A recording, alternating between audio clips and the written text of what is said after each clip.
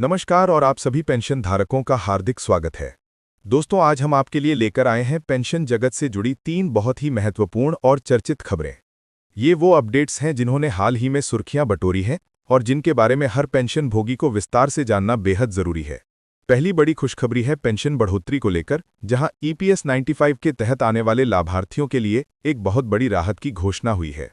दूसरी अहम जानकारी पेंशन में होने वाली संभावित वृद्धि को लेकर है, जिसमें 3 प्रमुख सुधारों की चर्चा की जा रही है।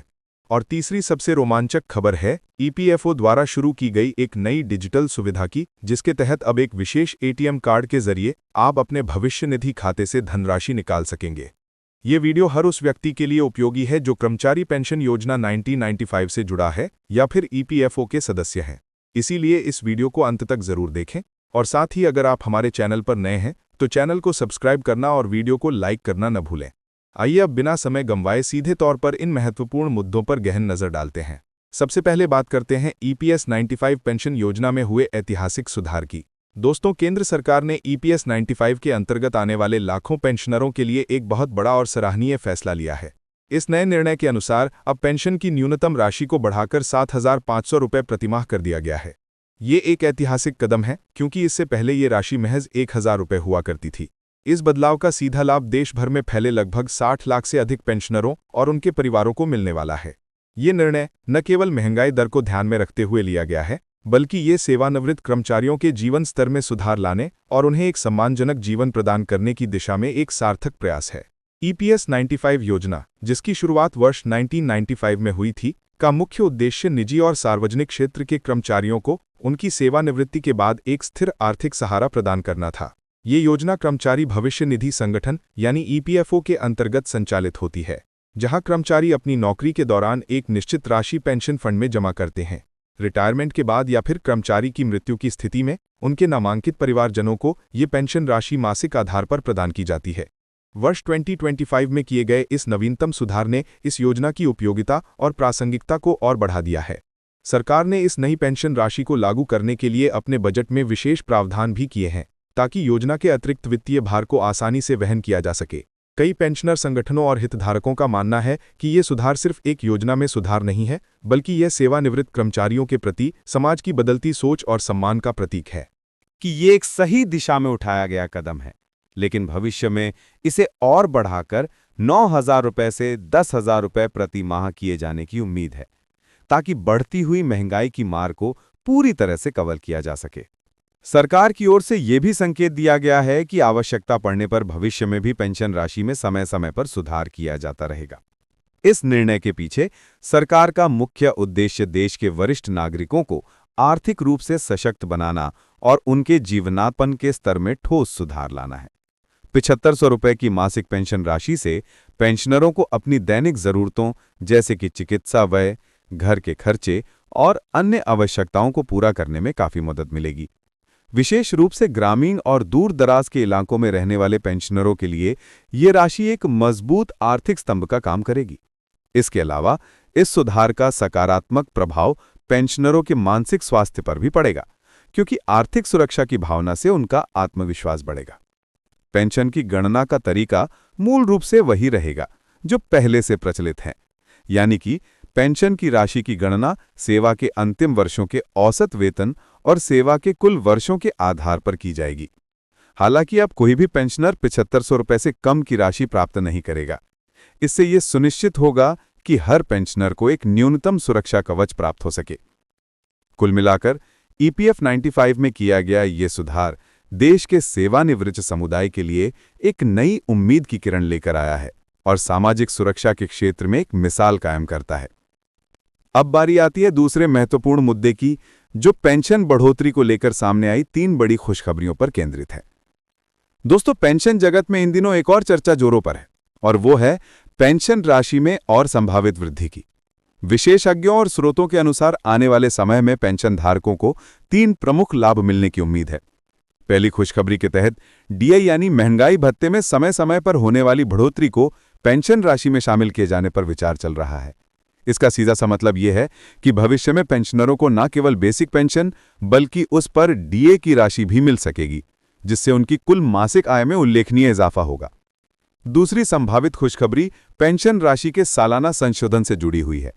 मौजूदा सिस्टम में पेंशन राशि में बदलाव काफी लंबे अंतराल के बाद किया जाता है, लेकिन नए प्रस्ताव के अनुसार अब हर साल मुद्रास्फीति दर और जीवयापन की लागत को ध्यान में रखते हुए पेंशन राशि की समीक्षा की जा सकती है। इससे पेंशनरों की क्रय शक्ति बनी रहेगी और वे महंगाई के प्रतिकूल प्रभाव से बचे रहेंगे। तीसरी और अंतिम खुशखबरी पेंशन योजनाओं के दायरे का विस्तार करने से संबंधित है। सरकार इस बात पर गंभीरता से विचार कर रही है कि ऐसे और वर्गों को पेंशन के दायरे में लाया जाए जो अभी तक इससे वंचित हैं। इसके अलावा विशेष आवश्यकता वाले व्यक्तियों और वरिष्ठ नागरिकों के लिए अलग से उच्च दरों पर पेंशन प्रदान करने की योजना भी बनाई जा रही है। इन तीनों संभावनाओं के पीछे सरकार का लक्ष्य देश के बुजुर्ग आबादी के लिए एक व्यापक और मजबूत सामाजिक सुरक्षा तंत्र का निर्माण करना है। अगर ये प्रस्ताव वास्तविकता का रूप लेते हैं तो इससे न केवल मौजूदा पेंशनरों का जीवन स्तर ऊंचा उठेगा, बल्कि भविष्य में रिटायर होने वाले कर्मचारियों को भी एक बेहतर भविष्य का आश्वासन मिलेगा।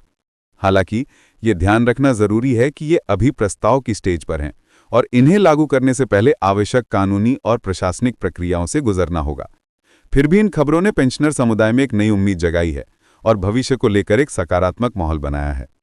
और अब हम बात करते हैं तीसरी और सबसे नवीनतम खबर की, जो ईपीएफओ द्वारा शुरू की गई एक गेम चेंजिंग डिजिटल सुविधा पर आधारित है।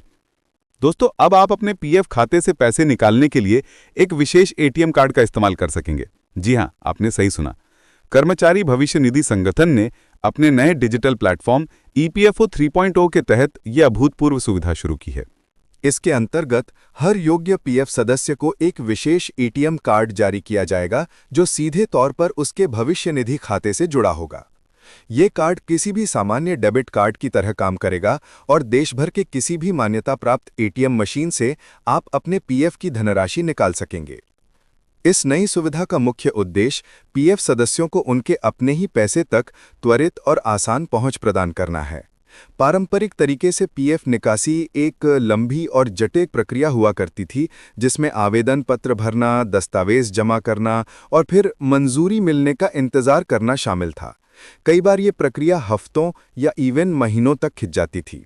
लेकिन अब इस नए एटीएम कार्ड के जरिए सदस्य कुछ ही मिनटों में अपने खाते से नकदी निकाल सकते हैं।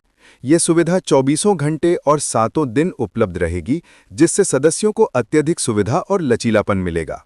सुरक्षा के मामले में ईपीएफओ ने इस नई प्रणाली में कई स्तरीय सावधानियां बरती हैं। हर लेनदेन के लिए व्यक्तिगत पिन नंबर की आवश्यकता होगी। इसके अलावा कुछ विशेष लेनदेन के लिए वन टाइम पासवर्ड या बायोमेट्रिक सत्यापन की भी जरूरत पड़ सकती है। अगर कार्ड किसी कारणवश खो जाता है या चोरी हो जाता है तो तुरंत ही संबंधित अधिकारियों को सूचित करके कार्ड को ब्लॉक करवाया जा सकता है, जिससे किसी भी प्रकार की अनधिकृत निकासी को रोका जा सकेगा।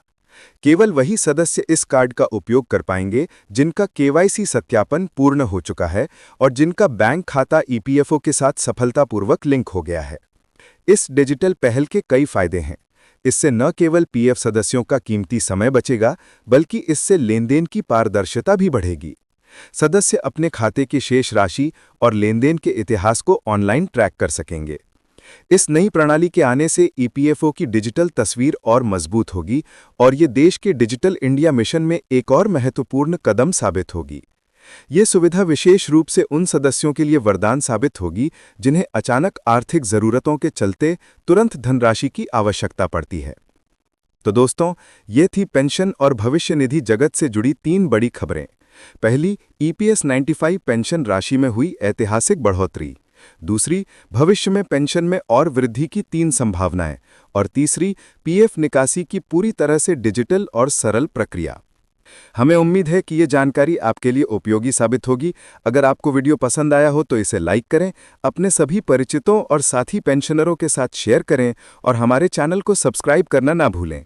ऐसी ही और अपडेट्स के लिए बने रहिए हमारे साथ। आपका दिन शुभ हो। नमस्कार।